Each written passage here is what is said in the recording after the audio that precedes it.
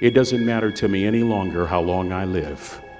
What matters to me most is how I live. Every day, ask yourself that question, how you living? That you would not judge, that you would show up early, that you'd be kind, that if you're going to do something, you do it the right way, that it's never wrong to do the right thing, that how you do anything is how you do everything. And in that way, you will grow your influence to make an impact. In that way, you will honor all those who have gone before you, who have invested in you. Look in those unlikeliest places for wisdom. Enhance your life every day by seeking that wisdom and asking yourself every night, how am I living? As Friedrich Nietzsche said, many are stubborn in pursuit of the path they have chosen, few in pursuit of the goal. And that's one of the things that really trips people up. The way of getting there with the destination itself. And I think that people a lot of times throw hate on having a destination, on building towards some big goal, of having some grand thing that they're chasing. But as Einstein said, if you want to live a happy life, tie it to a goal, not to people, not to things. True desire in the heart, whatever it is you want to do, work hard to get it. Don't just aspire to make a living. Aspire to make a difference. That was my mindset. And that's how you get through things. You put yourself, you immerse yourself wherever it is, you become that. You become that and give yourself no way. The scariest thing in the world to me, even to this day, was that could have been the rest of my life. I thought then I was trying hard. That's the scariest thing in the world. To absorb, let life touch you. Don't let it kill you, but let it touch you. The experiences you have, the good ones and the bad ones, the highs and the lows. Part of the gift you can give to others is the gift of your experience if you remember it. If it's vivid, if it's powerful, if it's fresh, if it's unique, if it's vital, you can really affect other people with the relating your own experiences, just because you weren't too lazy to live the experience and then reflect on it. Live another week and reflect on it. Take a half a day at the end of the month, reflecting over the month. What were the numbers? Some weren't good, some were good. The books you read, the books you heard about, relating your experiences at the end of the month. At the end of the year, take a weekend. Take some time reflecting.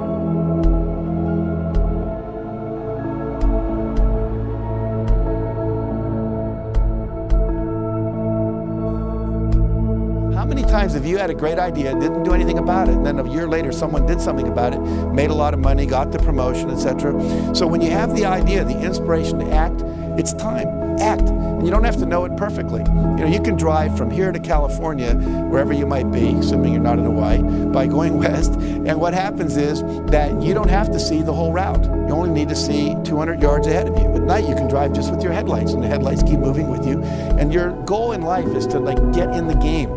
You don't have to see the whole blueprint. You just have to see the next steps, the next steps, the next steps. And if you keep taking the next steps, eventually you get to where you want to go. Does that make sense? Now, the last thing is called law of attraction. We believe that when you are vibrating at the level of 100% expectancy that you're going to get something, it's already a done deal. You know, piece of cake, no big deal. We're going to win this thing. We're going to get that contract. You know, I'm going to make this thing happen. And what happens is the universe literally responds. Sometimes when you're doing this, you're putting on it the vision of this should happen by this date. It's okay to set goals like that, but sometimes it takes a week longer, a year longer, whatever. But law of attraction says if you'll just hold the expectancy, like attracts like. If you say, I want to be a millionaire, but I don't know anyone that would ever teach me how to do that, or I want to buy a car, but I don't have any money, then what you're doing is saying, it's like calling up Domino's Pizza and saying, send me a pizza, and calling them up a minute later and saying, never mind. It's like, you know, you've got to create the space mentally to hold this vision that you've got, and that requires expectation, and then knowing that the perfect thing is on its way. In the Success Principles, I write about a woman named Catherine Lonergan. Catherine Lonergan went off to college. She wanted to be a writer, and she took her first writing class, and she got an F. And she went to see the teacher and said, why'd I get an F? She says, because you can't write. She says, well, I'm on a scholarship, here to be a writer. I came to be in the creative writing program. I was the editor of my yearbook, editor of my school newspaper. I wrote a play that was performed in high school. They told me I was gifted. I said, well, you're not. They said, if you stay in my class, you're going to flunk it. If you flunk my class, you'll lose your scholarship. And she said, well, what do I do? He said, I'll make a deal with you. If you promise never to write again, just, history papers and stuff, but you're not going to try to be a writer, I'll give you a passing grade, you'll keep your scholarship, change your major. So she did. I called it, she made the deal with the devil. 15 years later, she's down in Texas. They're making a movie at the next town over, and down where she lived in Texas, people would show up at the gas station after it rained just to see the oil slick. It was kind of boring there.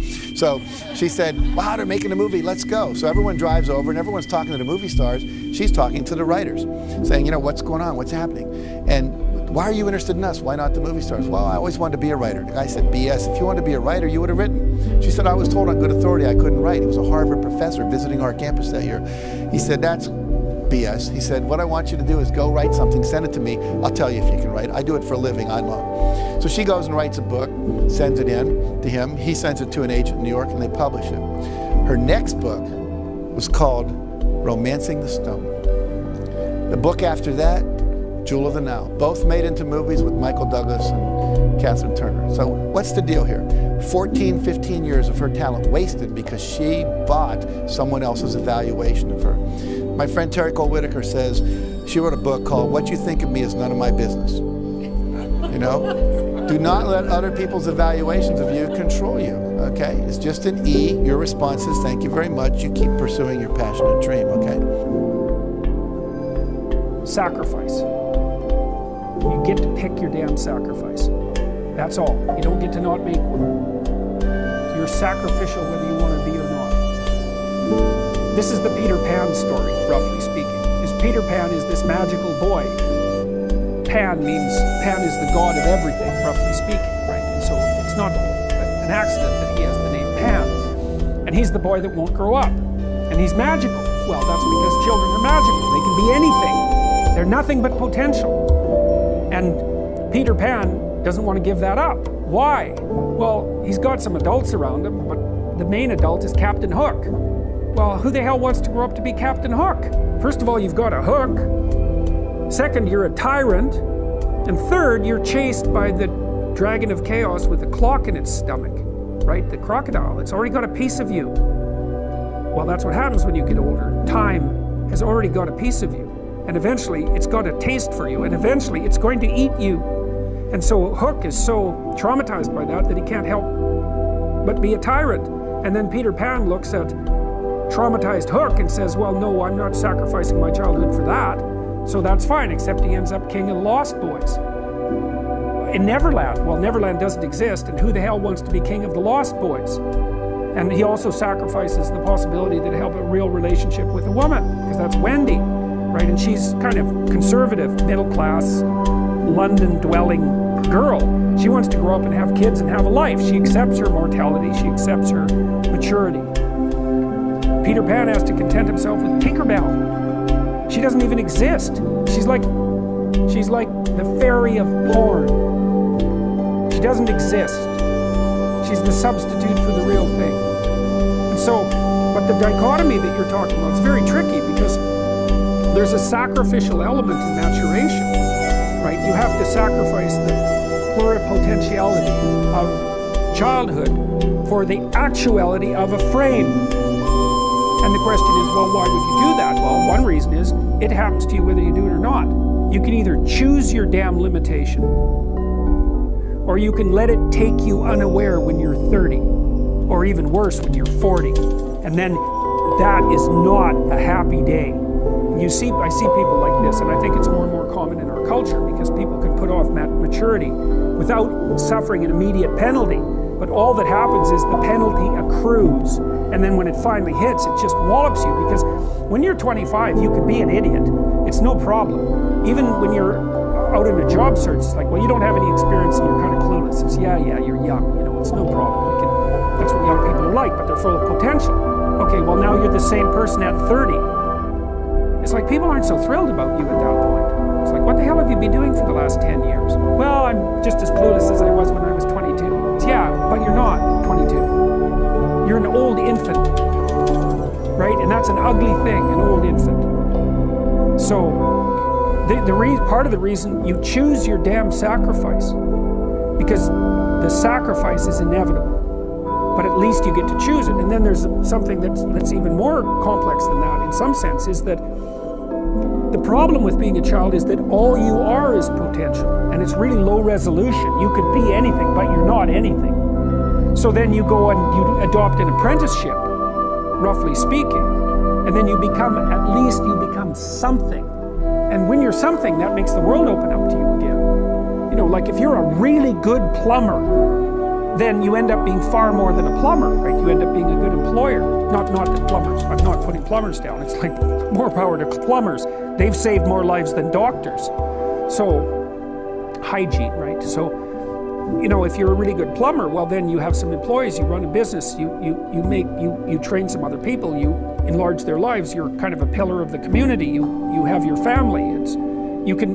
Once you pass through that narrow training period, which narrows you and constricts you and develops you at the same time, then you can come out the other end with a bunch of new possibility at hand. And Jung talked about that. He thought that part of the proper path of development in the last half of life was to rediscover the child that you left behind as you were apprenticing. And so then you get to be something and regain that potential at the same time. Very, very smart. Well, he was very, very smart. So that's very wise thing to know. Sacrifice. You get to pick your damn sacrifice. That's all. You don't get to not make one. You're sacrificial whether you want to be or not. That's a good thing to know as well.